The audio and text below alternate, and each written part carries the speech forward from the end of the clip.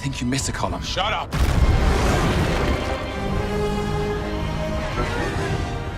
Look, why don't you let me take over? I'm clearly the best pilot. Is that right? Well, out of the two of us, which one can actually fly? Not a word. Now they're following us. Now they're firing at us. Yeah, thank you for the commentary, Loki. It's not at all distracting. Well done. You just decapitated your grandfather. And that was a clip from Thor, The Dark World. The Dark World.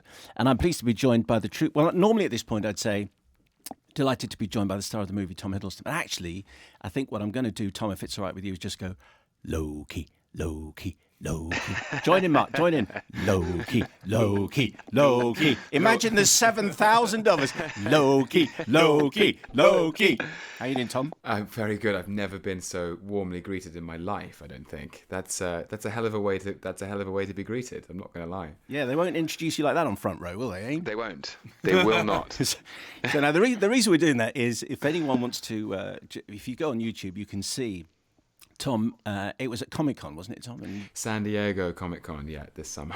Yeah. And you're in full gear, and they all chant your name, and you're clearly loving every single second. I am Comic-Con's pantomime dame. That's what they call me.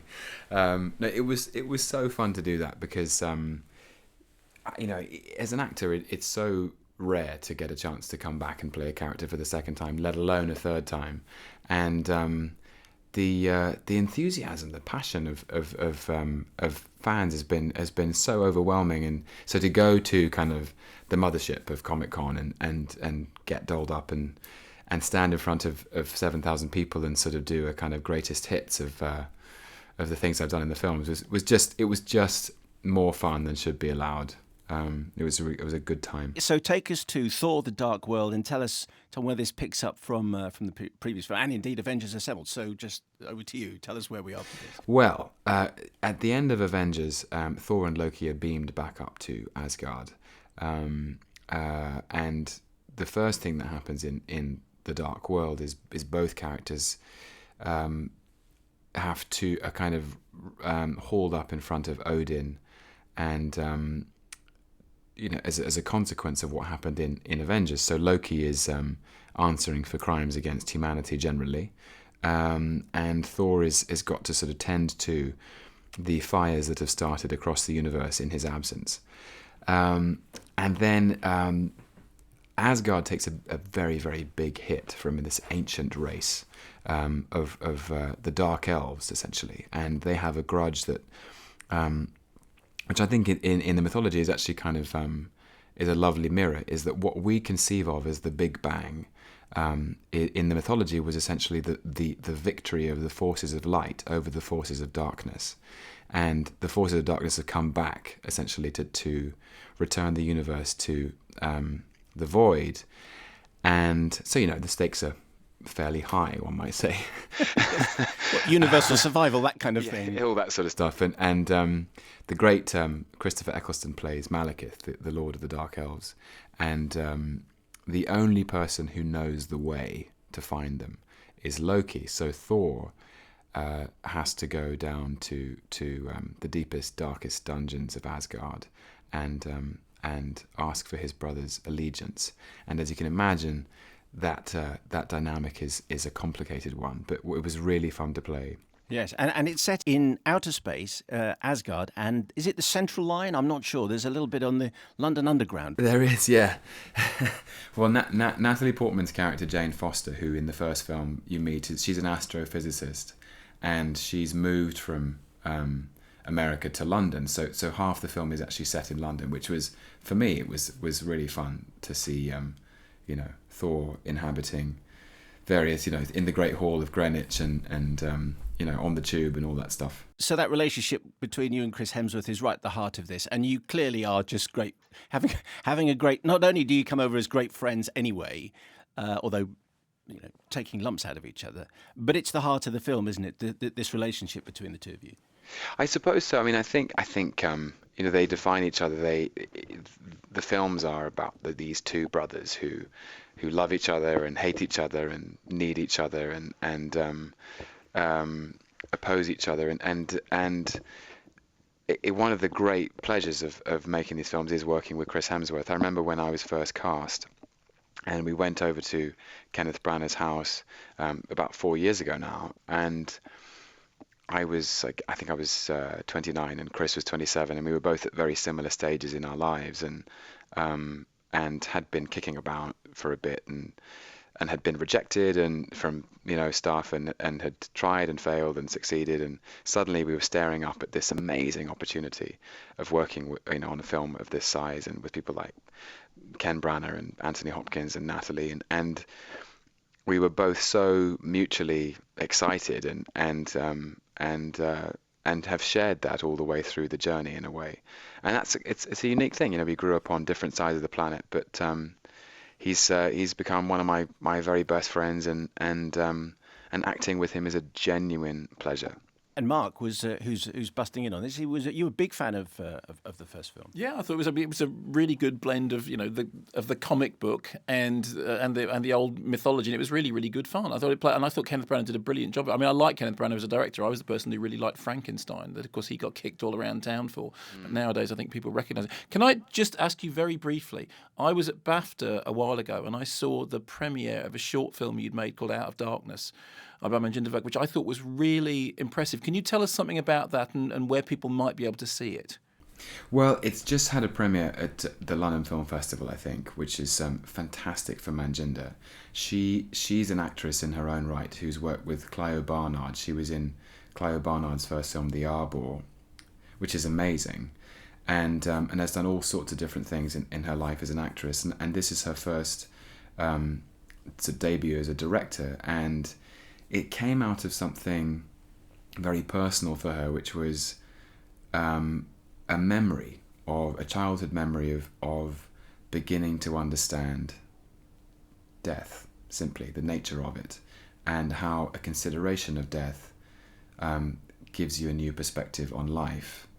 And she wanted to tell one story with several different actors of different ages and sexes and voices, and basically to sort of to tell a very simple story about how this one thing is a unifying factor in human nature, and the film itself is very stark and very bare, and features myself and 7 or 8 other actors, looking down the barrel of a camera, telling this one story and sharing the narrative voice.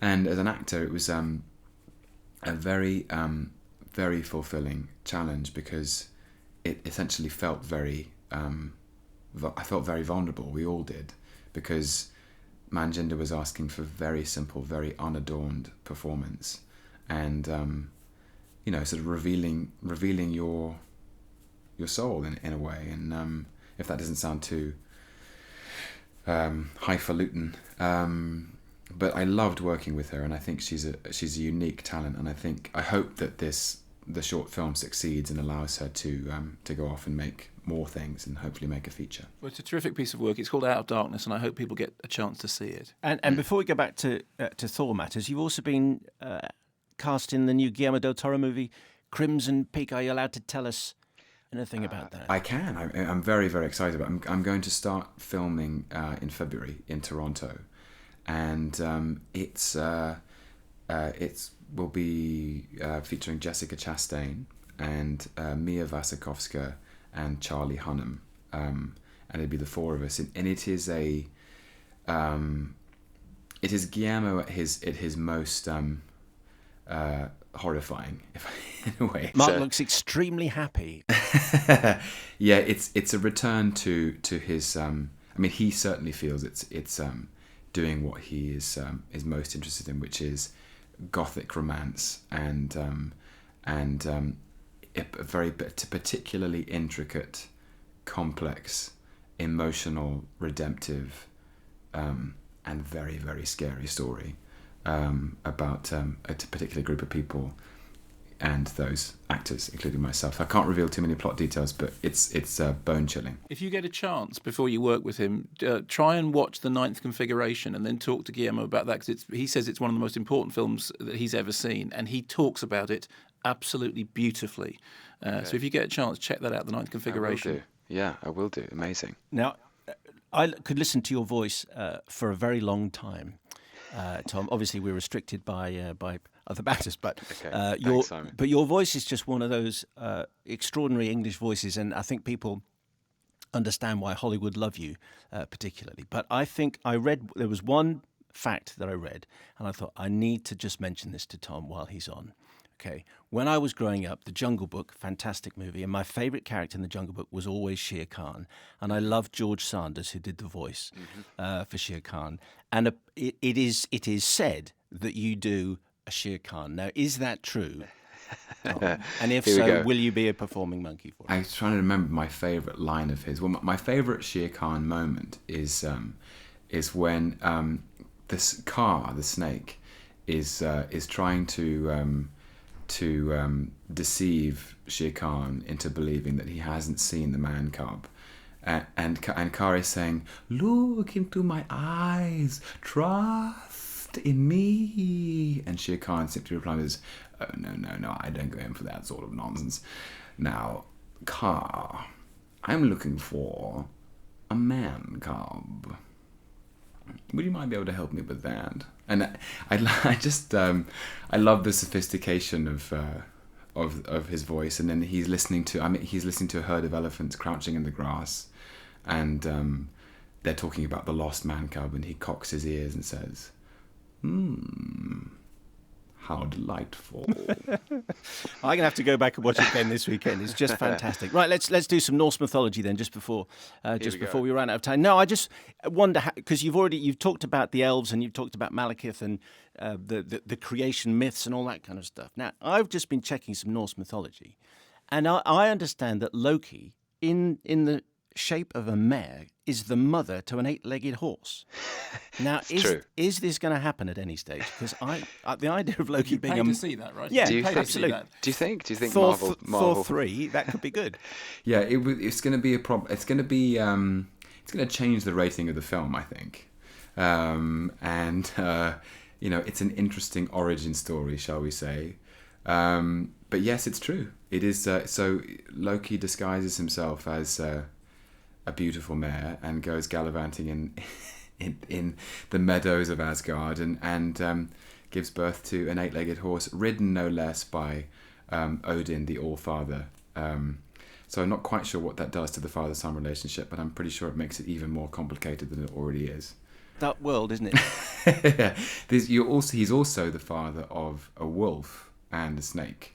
I don't know how those two things came into being in their conception, but Loki is one mixed up cat. But if it all goes badly wrong, he can always run a zoo. I mean, he can just produce his own zoo. That'd be fantastic. Yeah, the life of Pi. So Loki. So presumably for future Thor films, for Thor 3 and for Thor 4, have another run at that, which is difficult. You just have to go back to Norse mythology because it is so extraordinary. I mean, if you follow those plot lines through, you're going to be laughing, aren't you? They are even more fantastical, I think, than Stan Lee could ever have imagined. But I'm quite interested to go into the underworld. Actually, the underworld is a place that hasn't been explored in those things yet. It's very important that you do get to do 5 Thor movies so that we can go into the cinema and go 1, 2, see Thor 5. If only for that reason, Mark. I will endeavour to make it happen. Can we finish with that Thor limerick? I don't know. Can you remember that? Thor's the god of thunder. He rides upon his filly. "I'm Thor," he cried. His horse replied, "Then get a saddle, filly." Can't finish on a better point, it seems to me. Tom Hiddleston, thank you very much indeed. We appreciate that. Thank you for having me, gentlemen. Nice to talk to you.